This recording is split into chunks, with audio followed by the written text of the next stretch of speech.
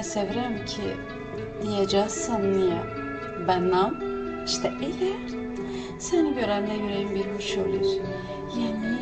Yanır, tutuşur. Deyirsən ki niye? Ne bileyim işte elə. Akşam olur, davar nahırmal gelir. Sayıram bir eksik. Bir de dönürəm, sen yoksan. Yine deyirsən ki niye? Ne bileyim işte elə. Səkidə ekmek yiyirəm, lavaşı cibili dürmədirəm. Qıtlıram, boğazımda dügümlənir. Sen ağlıma gelirsən yine.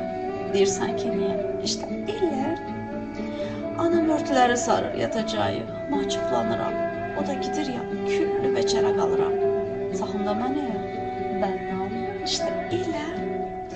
Quşluğa doğru dalıram, hayal qurmuş, rüyada görmüşəm. Sen benlensən.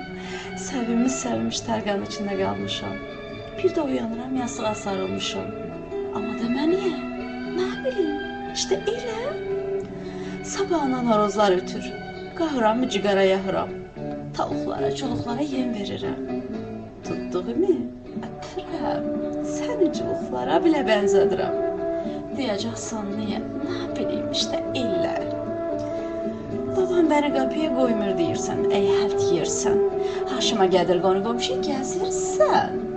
Əzəm bibin, əmin bibingilə gidirsən. İstəsən, bənə görünürsən.